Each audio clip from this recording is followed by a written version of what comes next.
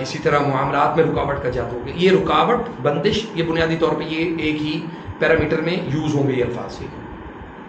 اب اس میں ہوتا کیا ہے کہ جو جادو ہے اس کے لیے سارے اعمال جو ہے نا وہ باطلہ وہ ادا کرنے ہیں، اور کسی بھی شخص کی تصویر یا تالا یا اس طرح کے معاملات لے کے اس کی کاروبار کو، اس کی چیزوں کو بند کر دیا جاتا ہے. اچھا، بند کرنے کے لیے یہ ہوتا ہے کہ بھی انہوں نے تالا لگا دیا، اس کا مطلب یہ نہیں کہ اس کا کاروبار بند ہو گیا، نہیں، اس بندے کے اوپر وہ سحر کا اثر ہوتا ہے، جادو کا، اور وہ شخص ان معاملات میں اتنا مبتلا ہوتا ہے کہ وہ اپنے کاروبار سے اکتا جاتا ہے، اپنے کاروبار میں بیٹھنے کو دل نہیں کرے گا، گھبراہٹ ہوگی. بعض لوگوں کے ہمیں دکانوں سے یا بعض بڑے جو تاجر ہیں ان کی مختلف ایسی جگہوں سے ہمیں وہ تعویذ اور وہ کیل اور وہ تالے وہ ہمیں برآمد ہوئے جن کے اوپر سحر السلاسل، یعنی بعض کو یہ ہوتا ہے، ہاں جی، بندش کا جادو کر کے اس کو رکھ دیا جاتا ہے. اب اس کا حل قرآن و سنت کے مطابق ہونا چاہیے نا.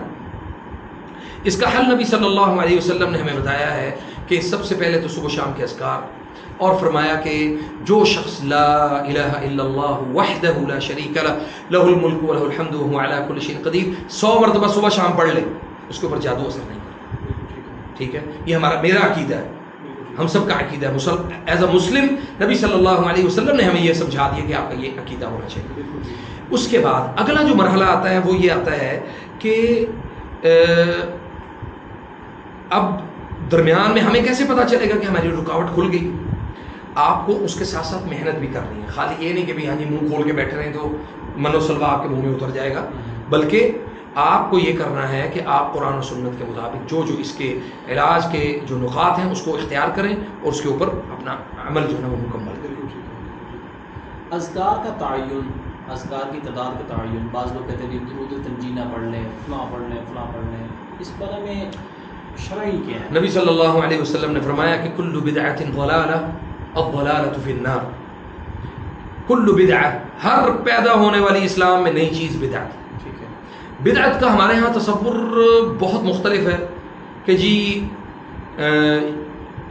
ہم نے مختلف چیزوں میں، مثلا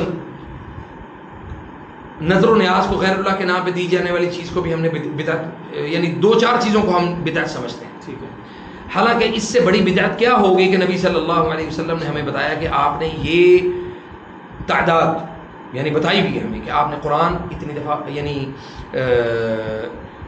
میں اس کی مثال دیتا ہوں کہ اقرأوا سورۃ البقرہ فإن أخذها برکہ وترکها حسرہ، کہ اقرأوا سورۃ البقرہ، اس میں کہیں بھی تعداد کا تعین نہیں ہے کہ سورۃ البقرہ کو پڑھو. یہ نہیں کہا کہ آپ نے اس کو 41 دفعہ پڑھنا، یہ کہا کہ پڑھو.